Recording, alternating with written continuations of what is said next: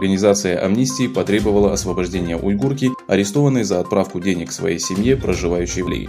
Махира Якуб является 4-м заключенным, освобождение которого потребовала организация. Махира Якуб, которая живет в городе Кульджа казахской провинции Восточного Туркестана и работает в страховой компании, была необоснованно задержана в 2019 году. Ранее организация пыталась освободить бывшего декана Синьцзянского университета Ташпулата Таипа, лектора Исламского института Иминджана Саида и основателя сети Багдад Акбара Асада.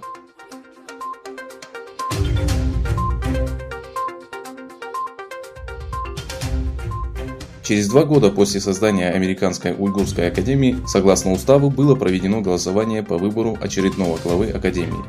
Голосование прошло посредством видеоконференции.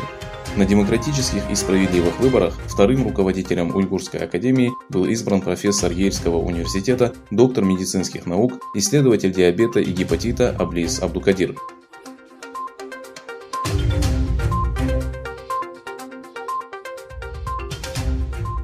Появились новые сведения о Всемирной организации здравоохранения, которая действует совместно с администрацией Пекина по вопросу эпидемии COVID-19.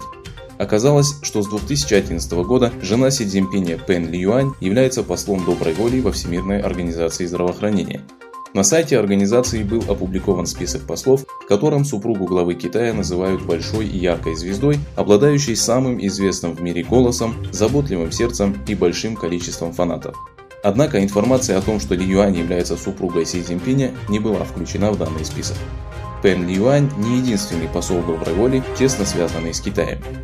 Кроме нее, послом организации по вопросам устойчивого развития и здравоохранения является корреспондент Центрального китайского телевидения Джеймс Чао.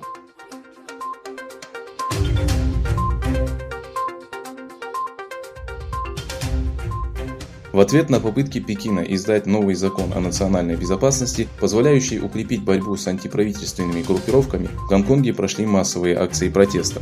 Сотни протестующих в черной одежде собрались в торговом районе Козуэй-Бэй. Участники акции скандировали антиправительственные лозунги, а также девизы «Будь с Гонконгом» и «Спасите Гонконг». Для разгона толпы полиция применила слезоточивый газ.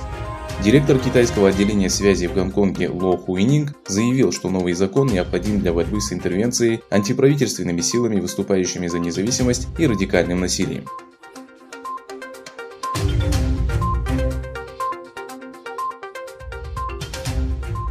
Фонд экономической стабильности, созданный правительством Германии, утвердил пакет помощи в размере 9 миллиардов евро для немецкой авиакомпании Lufthansa, которая оказалась в сложной ситуации из-за вспышки COVID-19. Было заявлено, что пакет включает в себя усиление капитала компании правительством Германии. Фонд экономической стабильности получит более 20% акций компании, номинальная стоимость каждой из которой составляет 2,56 евро.